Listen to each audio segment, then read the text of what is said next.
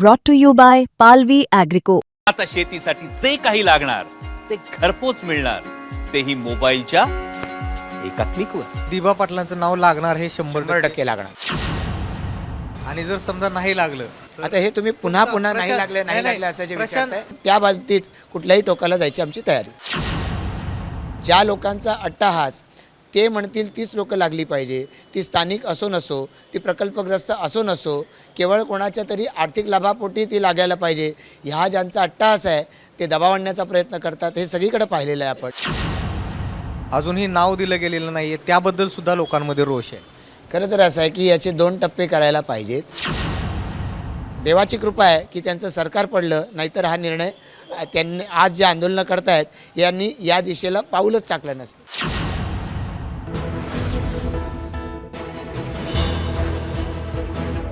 नमस्कार, मुंबई तकमध्ये आपल्या सगळ्यांचं स्वागत आहे. पनवेल महानगरपालिकेचं रणांगण सध्या प्रचंड तापलेलं आहे आणि इथं महायुती झालेली आहे आणि महायुतीमधलं सीट शेअरिंगसुद्धा झालेलं आहे. पनवेल महानगरपालिकेचं जे शीर्ष नेतृत्व आहे तेच आज आपल्यासोबत आहे. पनवेलचे आमदार प्रशांत ठाकूर आपल्यासोबत आहेत. एकूण नेमकी तयारी त्यांची कशी आहे आणि सध्याचं वातावरण नेमकं कसं आहे या संदर्भात त्यांच्याशी चर्चा करणार आहोत. प्रशांतजी, स्वागत आहे तुमचं मुंबई तकमध्ये. नमस्कार. कशी चालू आहे तयारी सध्या? फारच धावपळ आहे तुमची सध्या. या पनवेल महापालिकेची स्थापना 2016 साली झाली आहे आणि तुलनेनं या महाराष्ट्रामधल्या सगळ्यात तरुण महापालिकांपैकी एक अशी पनवेल महापालिका आहे. माननीय मुख्यमंत्री देवेंद्र फडणवीसजी यांच्याच संकल्पनेतून या महापालिकेची 2016 साली निर्मिती झाली आणि त्यानंतर मुंबईच्या जवळ असलेली आणि मुंबईच्या तुलनेनं आता म्हणूया अटल सेतूच्यामुळं अतिशय जवळ असलेली ही महापालिका ही सर्वार्थानं विकसित झाली पाहिजे, हे आमच्या सगळ्यांचं विजन आहे आणि त्या दृष्टिकोनातून जनतेनं सुद्धा यापूर्वी भरभरून प्रतिसाद दिला आहे आणि आम्हाला खात्री आहे की याही वेळेला सर्वसामान्य जनता, भारतीय जनता पार्टी, आम्ही महायुती केली, शिवसेना, राष्ट्रवादी आणि RPI महायुतीलाच पुन्हा एकदा या ठिकाणी या महानगरवासियांची सेवा करण्याची संधी देते. पण हे नेमकं महायुतीचं सीट शेअरिंग कसं झालं? कारण खूपच मोठा भाजप खूपच मोठा भाऊ झाल्याचं असं म्हटलं जातं. कसं आहे की गेल्या वेळेला आम्ही या महापालिकेमध्ये 78 पैकी 51 जागा जिंकलेलो होतो आणि त्यानंतर निवडून आलेले नगरसेवक टप्प्याटप्प्यावर भारतीय जनता पार्टीमध्ये आले, ती संख्या 65 होती आणि आमचे 4 उमेदवार हे जवळपास 200पेक्षा खालच्या मताच्या फरकाने पराभूत झाले होते. 1 उमेदवार 1 मतांनी पराभूत झाले होते.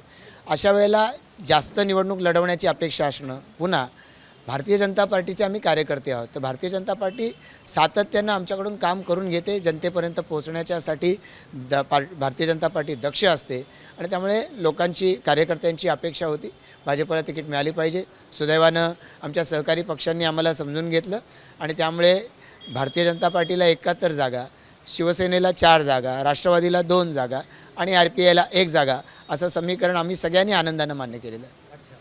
बरं, आता आपण स्थानिक प्रश्नांकडे येऊ द्या. आम्ही काही ग्राउंड रिपोर्ट्स वगैरे केले तर भूमिपुत्रांचं खास करून फार प्रश्न आहेत आणि त्यांचं म्हणणं असं आहे की रोजगार मिळत नाही आणि खास करून सध्या जे विमानतळ झालं आहे, विमानतळावरती भूमिपुत्रांना तिथं रोजगार मिळावा यासाठी तुम्ही सुद्धा बोलले होते, मात्र तसं होताना दिसत नाही, लोक तसं म्हणतायत. नाही, असं आहे की विमानतळ ज्या क्षेत्रामध्ये आलेला आहे, पनवेल तालुक्याचा भाग आहे, अर्थात तो माझा मतदारसंघ नाही पण पनवेल तालुक्याचा तो भाग आहे. विमानतळ पुनर्वसित होत असताना या सगळ्या प्रक्रियेचा मी घटक होतो.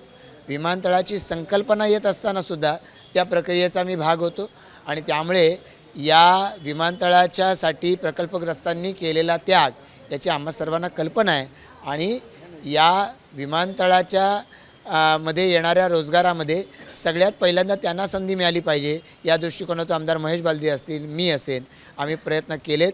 तिथल्या 27 गावामधले आत्तापर्यंत 2000पेक्षा जास्त तरुण तिथे कामाला लागले, तरुणी कामाला लागलेले आहेत आणि येणाऱ्या कालावधीमध्ये त्याच परिसरातले अधिकाधिक लोक कामाला लागणार आहेत.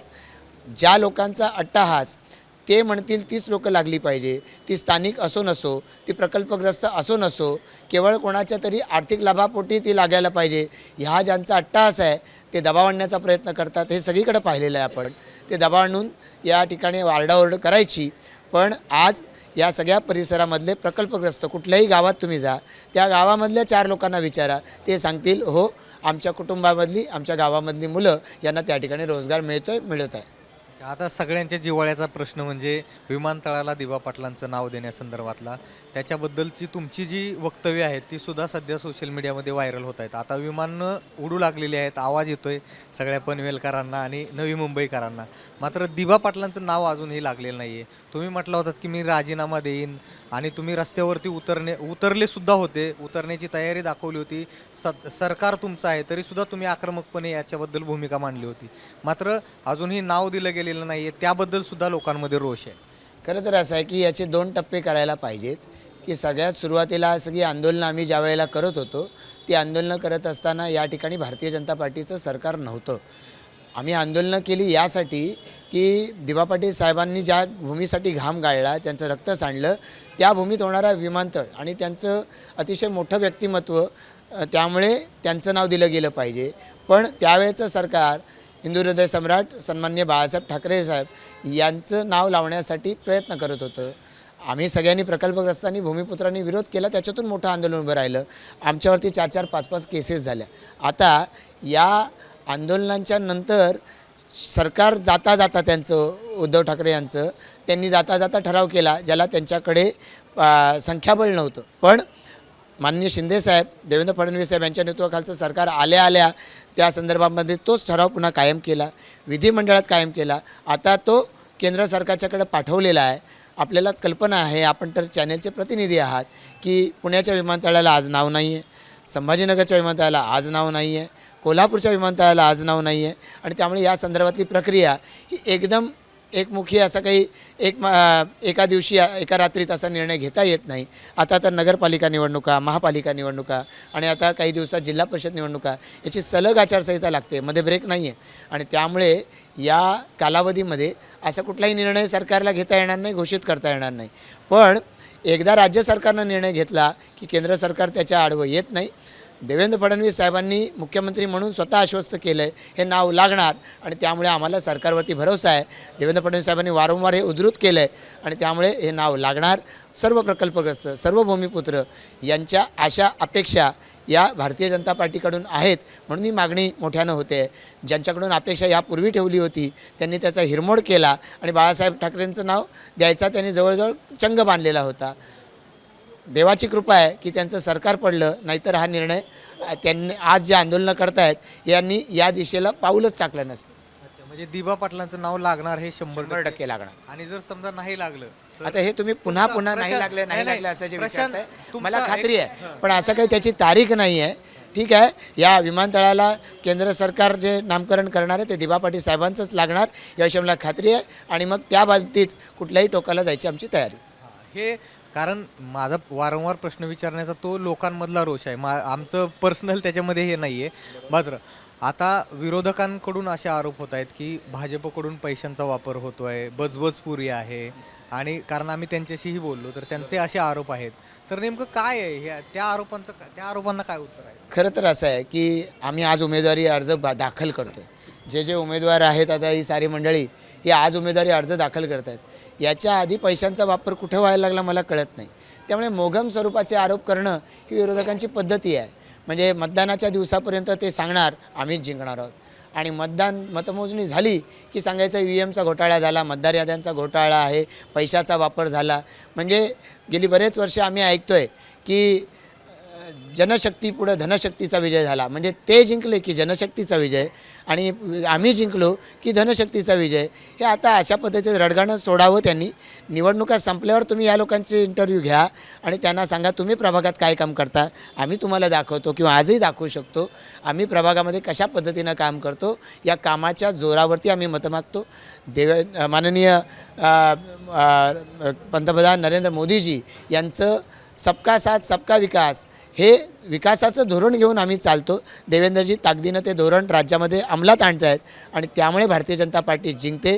जरा हे जिंकतात कसं याचं कसब शिकायला या सगळ्या मंडळींनी एकदा आमच्या नेत्यांची शिकवण घ्यावी. निश्चितपणानं पुढच्या 5 वर्षांमध्ये पनवेल महानगरपालिकेला कुठं बघताय आणि व्हिजन काय असणार आहे? मला असं वाटतं की जेव्हा विमानतळ सुरू झालं त्यावेळेलाच आम्ही ग्लोबल मॅपवर आलो, तेव्हा पनवेल महापालिकासुद्धा ग्लोबल मॅपवर विकासाच्या स्टँडर्ड्समध्ये आली पाहिजे. आणि याच्या बाबतीमध्ये बेंचमार्क हे जे टॉपचे आहेत जगातले, या स्टेजला आम्ही गेलं पाहिजे. ठीक आहे, एका रात्रीत घडत नाही, एका वर्षात कधी बदल घडणार नाही, पण महापालिकेचा DP प्लॅन हा तयार केलेला आहे. महापालिकेच्या क्षेत्रामध्ये वेगवेगळी कामं सुरू झालेली आहेत. या सगळ्यानंतर हे एक परिपूर्ण नियोजनबद्ध शहर आणि लोकांच्या अपेक्षेला उतरणारं शहर म्हणून या महापालिकेनं काम केलं पाहिजे. त्यासाठी या सगळ्या आमच्या उमेदवारांनी नगरसेवक बनून काम केलं पाहिजे, अशीच आमच्या सगळ्या कार्यकर्त्यांची आणि जनतेची सुद्धा भावना आहे. त्यांना माझ्याकडून शुभेच्छा आहेत. निश्चितपणानं तुम्हाला शुभेच्छाच आहेत आमच्याही. आणि प्रशांत ठाकूर साहेबांनी त्यांचं व्हिजन सांगितलेलं आहे. लोकांच्या ते सत्तेत असल्यामुळं खूप अपेक्षा आहेत आणि अर्थात ते या अपेक्षेवरती किती खरं उतरत आहेत हे सुद्धा आपण बघणारच आहोत. त्यामुळं त्यांच्या या मुलाखती संदर्भामध्ये आपल्याला काय वाटतं, त्यांना तुमचे काही प्रश्न असतील तर ते सुद्धा तुम्ही आम्हाला कमेंट बॉक्समध्ये नक्की सांगा.